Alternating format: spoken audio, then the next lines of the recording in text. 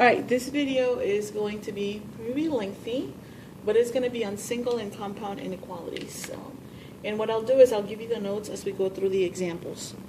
So let's say you get this inequality, because this is greater than or equal to. And you're going to treat it just like the equalities. Alright, so you have your variables on opposite sides of the inequality sign, and then these are also like terms. So we're going to subtract the 6x from both sides. Alright, so notes number 1.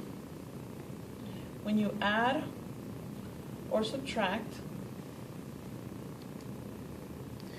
a positive term, the inequality, when you add or subtract terms, we should say, the inequality sign stays in the same direction. So we're subtracting here, so this is going to stay in the same direction. So you'll have 7x minus 6x is just 1x, or x minus 5 greater than. So that stays the same. That goes away, 4. And we're going to add the 5 to both sides, and once again we're adding and subtracting, so the inequality sign is going to stay the same. Right? X is greater than 9. That would be solving the inequality. This would be graphing on the number line. Okay? How do we graph x is greater than 9?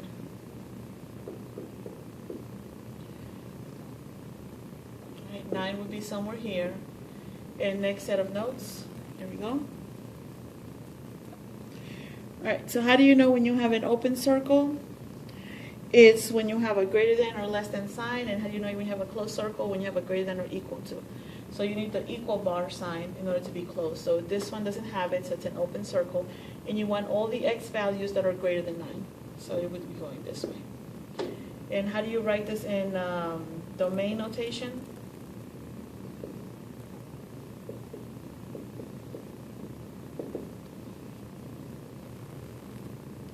You would say that the domain starts at 9 and goes towards positive infinity. Okay? All right, some more notes. Hold on one second. All right, so you would need parentheses for open circles and or the infinity symbol, and brackets for closed circles. So in this case you have an open circle, so this gets a parentheses, and infinity always gets parentheses. So that would be your domain notation right there. All right, here's another example. And this one is also going to give us some more notes, because here we're going to divide by a negative number. So when you multiply or divide by a negative number, your inequality flips. And let me show you what I mean. Here we have to divide by negative 0.25. That cancels, and we have that y. Now this flips. Instead of greater than, it becomes less than negative 8. All right, so let's sketch this. Negative 8 is somewhere here. It's going to be a closed circle because of the equality bar right here, the equal bar.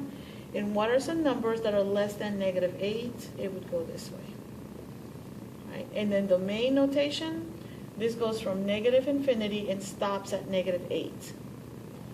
So it goes from negative infinity and stops at negative 8. Infinity always gets parentheses. And because this is a closed circle, this one gets a bracket. All right, here's an example of having a fraction bar. And because you don't have anything over here, we can multiply both sides by the denominator. Now you have something like this, you can't multiply both sides by the 9. But because you have this and this on opposite sides, yes, we can. Times 9. Times 9. Now, notice how awkward this looks. I would put that in parentheses just to make sure that we understand that that's multiplication. And these 9's cancel. And then so now we have negative 9m.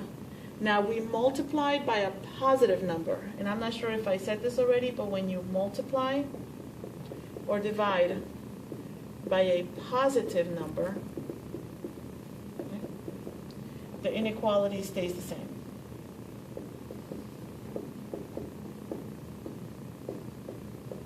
Stays in the same direction, so it's not going to change. So it's less than or equal to m plus 4. And since we're solving for m, you see how m is on opposite sides? We have to bring them to the same side. So I'm going to subtract them. It goes away. This becomes negative 10m. Once again, you subtract it so the sign doesn't change. And we're going to divide by a negative 10. Now, when we divide by a negative number, remember what happens to the sign, to the inequality sign. This flips. And 4/10 is 2/5. So you go ahead and you plot this.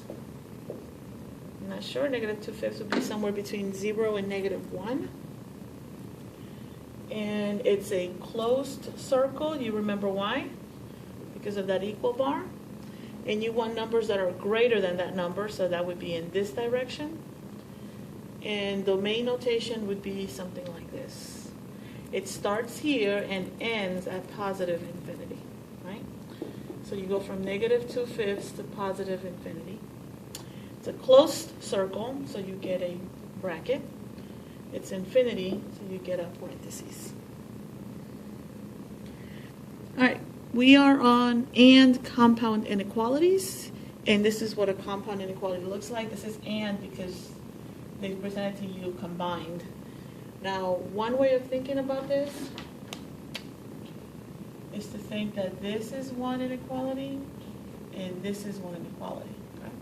It's like they're sharing the 2x plus 7. You're not going to split it down the middle. The 2x plus 7 belongs to this one as well as this one. So what you can do is you can separate it. So this is method 1. You separate it. 13 less than 2x plus 7 and 2x plus 7 less than or equal to 17. Okay? And you're going to solve this one first. So the best way would be to subtract 7. 13 minus 7, 3, that's a 6. Divide both sides by 2. We get that 3 is less than x. All right, time for some notes. If you swap the numbers, the inequality flips. So if I want to put the x over here, this has to flip. Okay? Now this is more feasible or amenable to graph. We want, actually I'm going to wait on the graphing. Hold on one second. All right, so let's solve the next one. We're going to subtract 7. You're left with 2x. This does not change because all we did was subtraction. So less than or equal to 10. And we're going to divide both sides by 2. X is less than or equal to 5. Once again, this didn't change because you divided by a positive number. And we don't need to flip it. We already have the x on the left side. All right, so we want to go ahead and graph this. Now I'm going to go ahead and do both of them at the same time. Now if you have trouble with graphing both of them at the same time, definitely come and see me. Let's sign up for IF so we can talk about this. But this is a review, so you should have already seen both of them being graphed on the number line. You start with 3 and 5, so 3 is here and 5 is here. You got to put them in order. So you can't put the 5 here and the 3 here. That's wrong. The 3 comes before the 5. The 3 gets an open circle because there's no equal bar. The 5 gets a closed circle because there is an equal bar. Now you want all numbers that are bigger than 3. So your line's going to go this way, right? And you want all numbers that are less than or equal to -5. And you see how they meet in the middle? All right. So that means the only values that make this true are the ones here in between. And then how do we write the domain? The domain starts at 3 and ends at 5. The 3 is open, so you get parentheses. The 5 is closed, so you get brackets. There's your domain. Now let me show you method 2. I like this because you don't tell me to stop. Wait, I'm not done. You can just stop the video and then finish writing what you need to finish writing. And I lost my thing and my iPad closed. All right, where was the question? It was this one. It was 13 less than 2x plus 7 less than or equal to 17. All right, this is method 2. Method 2 is for those that feel way more comfortable with inequalities. Ready? There we go. What you're going to do is you're going to solve for x. So we got to get rid of the plus 7. So we're going to subtract 7 from the middle, from the right, and from the left. Right? This goes away. 13 minus 7 is 6. Less than. Obviously, we're adding and subtracting, so the inequalities are not changing. Now we're going to divide by 2, and once again, we're dividing by a positive number, so we're not flipping the inequalities. If you were dividing by a negative number, then you would flip them. That goes away. 6 divided by 3. 3 is less than x, less than or equal to 5. And then you sketch. Right? Open, closed. And then I read it like this. X less than or equal to 5. And I read it like this. X greater than, right? 3. Now, you might want to flip it. This is where you decide whether method 1 or method 2 is for you. Which method allows you to make the least or no mistakes? That's the method that you go with.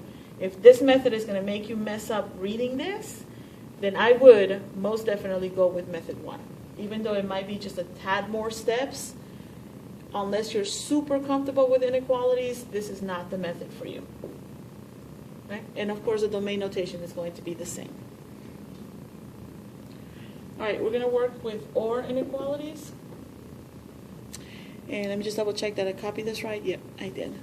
All right, and then OR, they're already separated for you, so you don't have to separate them. You just solve them individually. So this becomes plus 2 plus 2.